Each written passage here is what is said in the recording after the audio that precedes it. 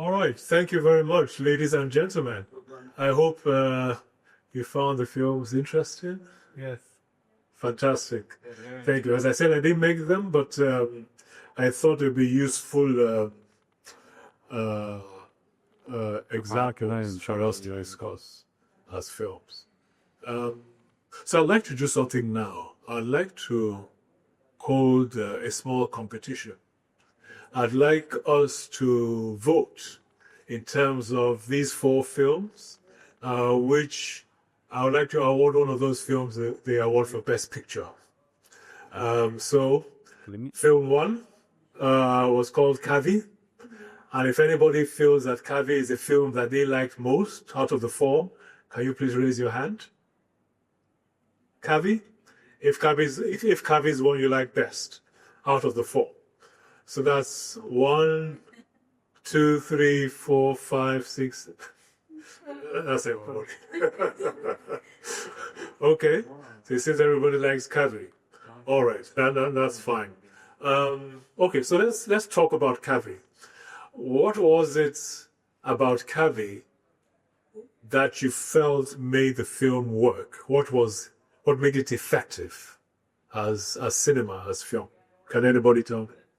Yes, please. The slavery part, where he is in this world of like he doesn't have much to do, and he doesn't have the quality of life that any normal kid should have, and it really brought him to that struggle to break free from that life that he had. So the struggle itself inside the movie, like I felt like the director pushed it hard, like really hard, in a way that people like might break from it. And eventually, when he triumphed, the triumph itself felt really satisfying in a way that when he stepped over the bricks, it made me feel like he overstepped this old life. So yeah, like the build up of the story itself into the struggle until the freedom or his freedom was really interesting. Okay, thank you. Yeah, that's interesting. So the story, you mentioned the story and you mentioned the build up to that. Is there anything else anybody else wants to contribute as to why Kavi was effective as a story? What made Kavi interesting? What made it work? I felt he could have pulled back a little bit and allowed, some room for ambiguity, because, I think the characters in the film are black and white. There was nobody who was gray. So it's either you're totally good, or you're totally bad. You understand? And of course, life may not be quite as simple as that. Sometimes there are shades of, gray. Some people are good, they're also a little bit bad as well, but interesting. It clearly made an impact. Obviously, Kavi was nominated for an Oscar, for short film, so obviously it made quite an impact on those who watched it. In addition to the story, what did you think about the cinematography? The camera angles, the camera shots, I thought were well selected, well chosen. And of course, one of the biggest things like that, yeah, I guess so, yes, that's a good point. That's a very good point, yeah. Yep. And, but I thought, in addition to the story, in addition to cinematography, I thought that was good. I thought the color grading of the film, I think, was appropriate. It wasn't too colorful. It was saturated, but warm, and I think appropriate for that environment. So I thought that was good. The music, also good as well. But you could see, of course, this wasn't necessarily a very small budget film. They did put some effort into it. There was some money that went into it and all that. What about the other films? We have the film, what was after that? I think after that was The Elevator. What did you think about that? It was funny. Yeah, it was a comedy, right? It was a comedy. It was short, low budget, but it also made an impact, I think. For its kind of film, I think it worked. You understand? It was simple. It was straightforward. Was there any dialogue? No dialogue. Yeah, it made you laugh, which was, the point, so, and it's a situation all of us can relate to. Sometimes you're in a lift and you're wondering, hey, are there too many of us in this lift? It was very relatable, I thought, so I thought that was good. But yeah, it was simple. I mean, there was no flamboyant cinematography. It was shot in a fairly straightforward manner, but it was effective, and I think that's the point. That's the word I'm looking for. What was after that? The Stranger's Pawn, chess. Okay, what do you think about that? Very subtle. Too subtle or not just right? Sometimes you have to be intellectual in terms of these kind of movies, and I think the ending said it all. Like the old guy lost, and yeah, like we all got the situation and the problem, and like the guy didn't go to that person's randomly. He was selected. Sure. For the reason that they talked about. Did anybody anticipate that ending before it came? Could you see it coming that was the husband of?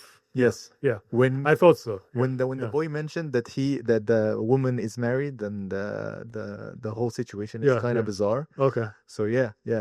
And he guessed the amount of years that he was inside the city. Yeah. So that means that he looked him up somehow. Sure. So yeah, these are. Yeah. I mean, I thought it was effective. Again, very simply shot, one location, almost one shot. Just two of them sitting, down at a table. Yes. And all that. But I thought, the story was good, and I thought the acting was also good. Not flamboyant acting. There was no crying. There was no laughing. Just two people talking. But the situation of the story, again, was something we are familiar with. Someone is doing something that's not right, and someone else is coming to to confront him, but not openly, basically. So I thought it was effective in its own way. Yes, and the top angle on the other person. Yeah, the high angle. Yes, absolutely. Yes, the high angle close up. Yeah, that was interesting. Yeah. So yeah, I thought it was good. That's how I got the idea. Yeah, excellent. And the last film, Barber Shop. What did you think about that?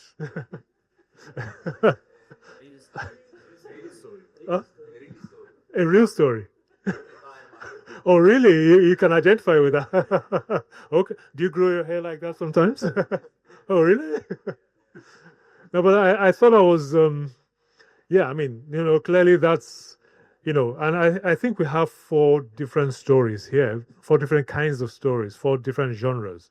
The last one was almost bordering on horror, really. Thriller was what it was, basically. And I thought it was well done, I thought in terms of the elements of production, the lighting, I thought was very good. The camera angles, the action, because there was action in it, and I thought that was very well done as well. So, and I think, those are all elements. We've mentioned elements that I think are very necessary to make a film succeed. You're talking about cinematography, whether it's the kind of camera you use or the kinds of shot compositions that you take, very important for telling your story. So cinematography. You're also talking about acting. Casting any film, whether it's a feature film or a short, is extremely important. You can have a very simple story, but if you have a very good actor, that actor can elevate that story even above the quality of the writing. And if you look at a film like Kavi, that little boy, apart from the fact that the story was emotional, the little boy knocked it out of the park. His acting was superb. You really identified with him. So acting, casting is very key for any film. Obviously, the other elements like lighting has to be appropriate. Lighting, color grading, production design. None of these films really had any intricate production design. It was simple backdrops, basically. But they were appropriate, for the story. There is an element that I think for all 4 films made those films effective. But it's an element that in my experience as a filmmaker, I find extremely valuable and very, very crucial. It's an element that when it works, nobody mentions it. But when it doesn't work, everybody says, hey, there's something wrong with that film. And that element is an element I call pacing. The pacing of a movie. It's extremely important. You could have all these other elements working very, very well at the absolute top of their game. But if you get the pacing wrong in a film, you might almost hate that film. Because pacing is like music, basically. What is pacing? Pacing is the number of scenes that it takes to tell your story, and also the length, the duration of each of those scenes. And those two things have to be working together in harmony, for your film to work.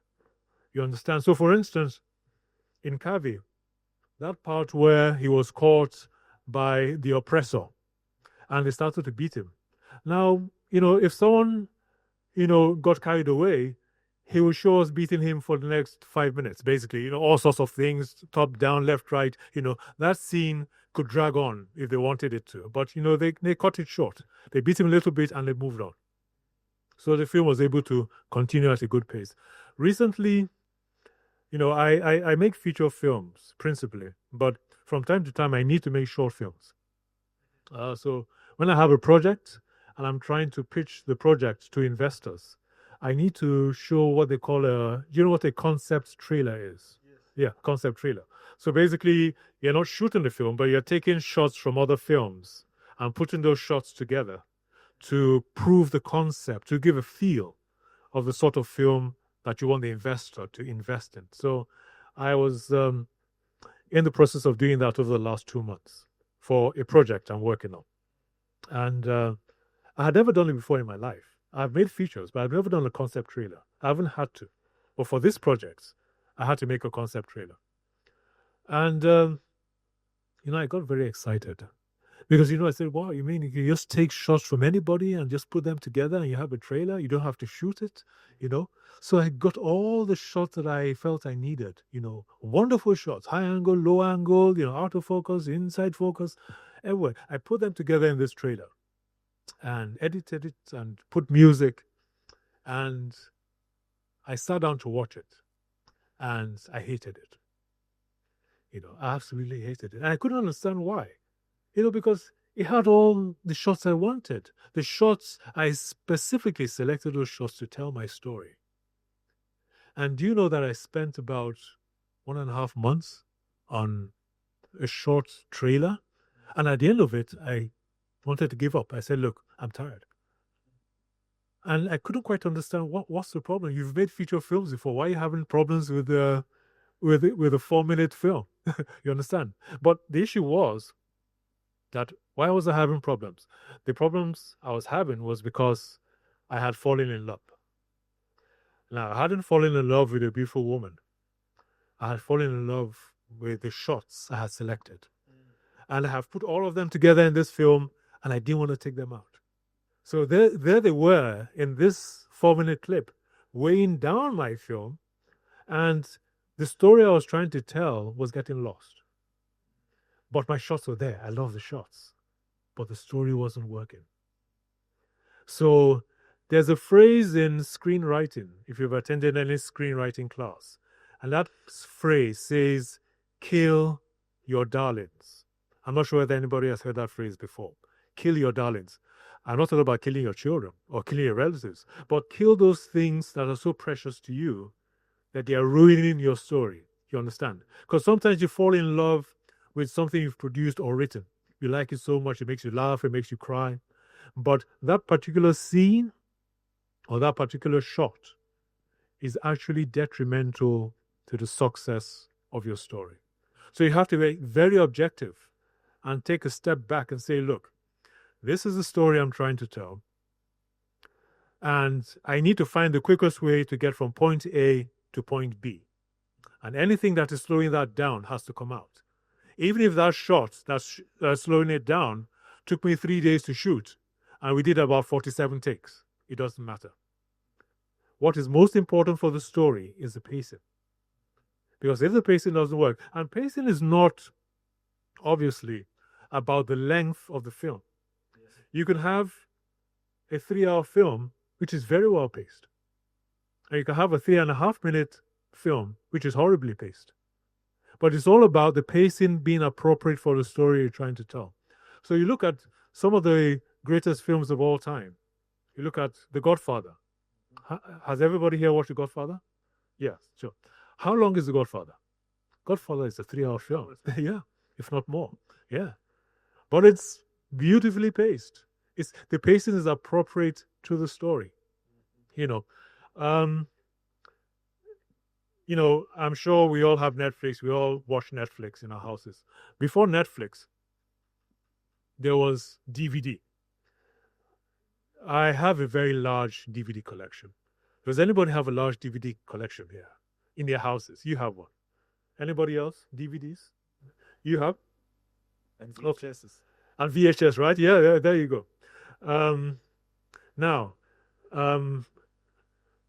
when you're going to buy a DVD, what is most important to you in terms of whether to buy that DVD or not? The plot of the story. The plot of the story. Yes. That's what's most important to you. Yeah. Well, one of the things that's most important to you. Yeah, of course. And back then I wasn't aware enough of the directors and the people working behind the movie. Sure. But of course there are trailers and the plot. Like if I've seen the trailer, of course I will be more encouraged to get the movie. And of course the plot, like sometimes the plot really interests me. Like for example, The Day After Tomorrow. Yes. I got it on a DVD. Okay. And yeah, the idea of freezing a whole country for like hours or stuff like that made it very interesting. So I had to get it to see how things are going. Sure. That's fine. I bought a lot of DVDs before I entered filmmaking. I think it was having watched so many DVDs that made me actually go into filmmaking. But whenever I walked into a DVD store, there was one thing that made me select a DVD. The story was one of them, the actors and all that. But more than that, the quality I was always looking for in a DVD was at the back of the DVD. 2 words called special features. Have you've seen that at the back of a DVD? Yeah. So special features is beyond the film. They've put other stuff on the DVD. And I wanted that because I wanted to find out more about the production of the film, to learn, basically. Can anybody tell me what goes under special features on a DVD? What are the categories that you're aware of? A special feature, bonus features, special features, whatever. Romance? No, not the genre. So under special features, beyond the story of the film, the filmmakers have put things like filmmakers' commentary. So you have the commentary of the filmmakers talking about, as you're watching the film, you can switch on a track. You can hear them talking about the film, how the script was developed, the acting and all that. So filmmakers, directors' commentary, producers' commentary, writers' commentary and all that, to give you an insight into how they produced the film. I would say the behind the scenes shots, how it's shot and how they did yes. technicalities. Exactly. So those are usually part of the special features segments on a DVD. So when I wanted to buy a DVD, I always wanted a DVD. Not all DVDs have them, but the ones that have them, I always wanted to buy them to learn, basically. It was very important. Well, what I'm coming to is this. One of the categories under bonus features in a DVD is a category called deleted items. Deleted scenes. Deleted scenes. Yes. Now, why do you have deleted scenes in a film? Yeah. Why do you have deleted scenes in a film? Sometimes people say that it would save like amount of time for the feature to be in a theater. In a theater, yeah. Yes, true. So they would save like time for other movies, sure, or other time periods. Sure. So movies too long. If you need to cut the movie short, so you can play many more times. Yes, in the theater. Exactly. And I think there are 2 kinds of scenes that you delete from a film. There are 2 kinds of scenes that you shoot that don't make it into the final cut of a film.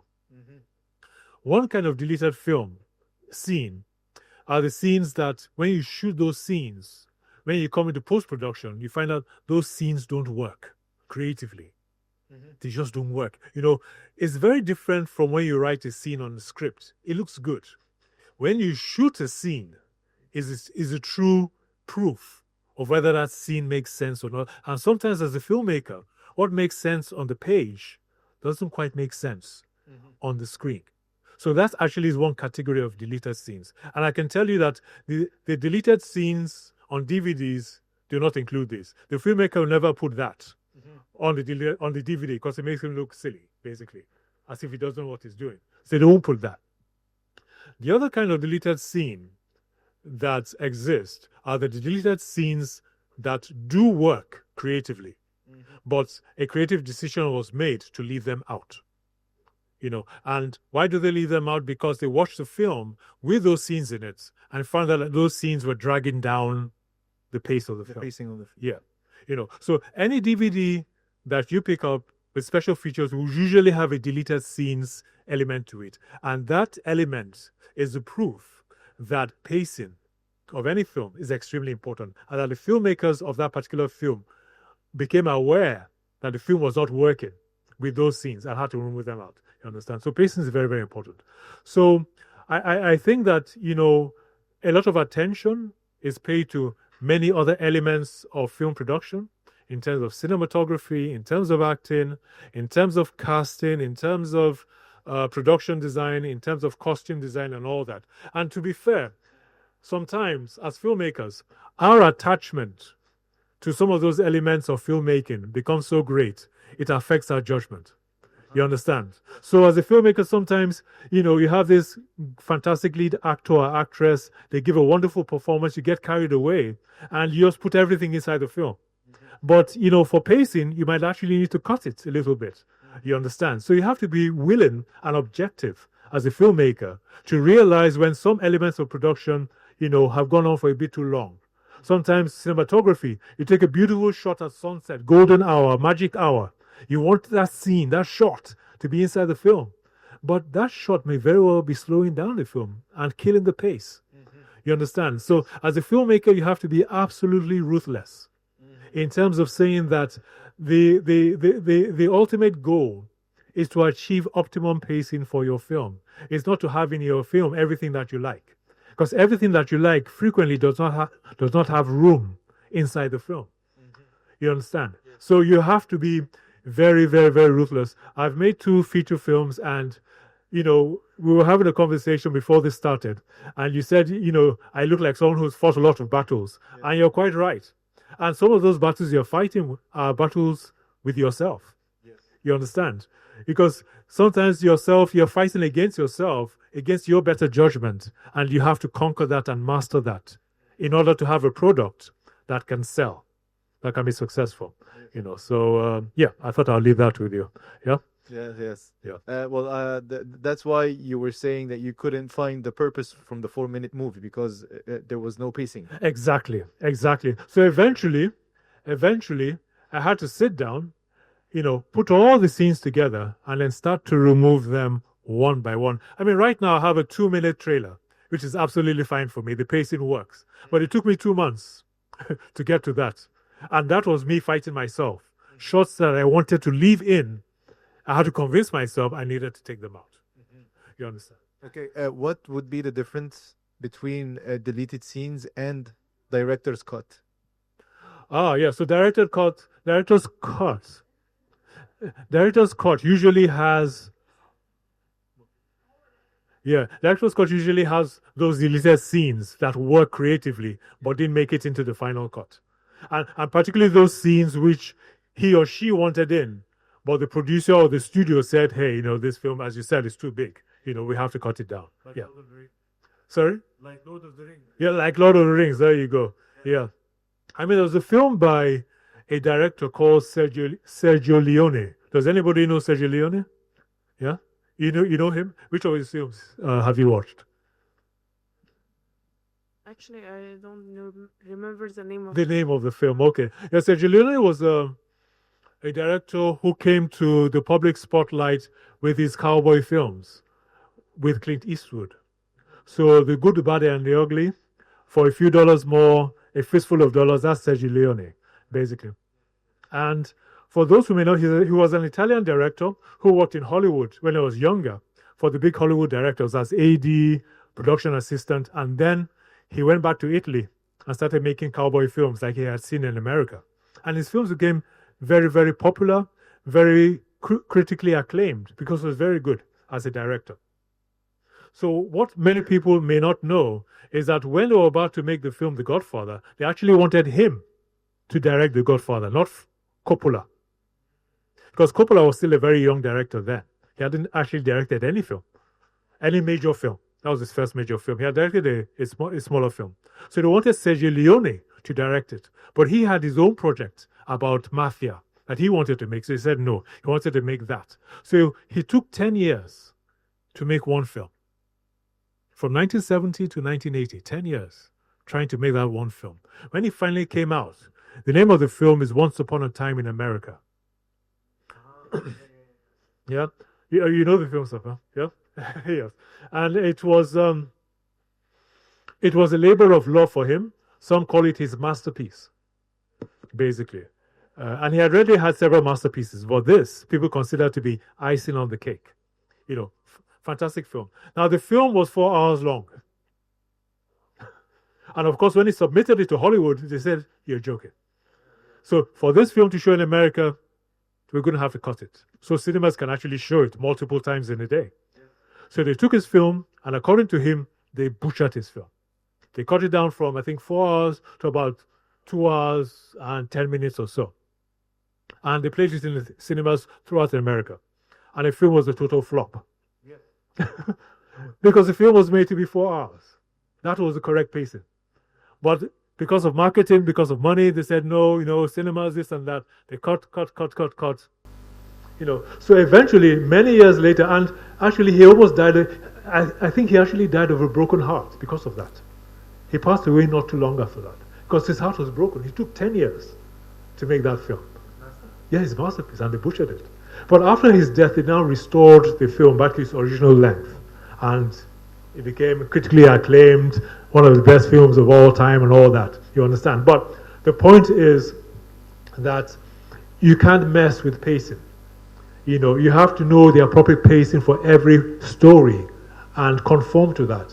And if you try to make it longer or shorter, then the film is going to suffer, basically. That's the truth. Yeah. Any questions? Anybody have any questions for me? One last thing, I just wanted to, in that kind of situation, I have to be smart enough to relate the pacing of my movie. If it's like 3 hours long, I have to make sure that if it's 2 hours long, I would still save my pacing, right? Yes, exactly. And it's not easy. I mean, the film that we submitted to the Oscars, we worked long and hard at that film. We worked long and hard at the pacing of that film. The film was actually longer. I think it was about 2 hours, 35 minutes or so. We cut it down, and we cut it down, and cut it down, and cut it down because we was, dragging in some places. But the point was, you want the story, the film, to be as to achieve the most impact as possible. And some scenes will drag, you understand? And sometimes, you're shooting a film, it may be your favorite actor in that film. You don't want to disappoint them by taking that scene out. You understand? But you're going to have to, for the sake of your story. You understand? So, I mean, there's no emotions involved in filmmaking. You do whatever you have to do to achieve the best possible result for your film. And sometimes that can be painful. But you have to make that decision. Yeah. Thank you.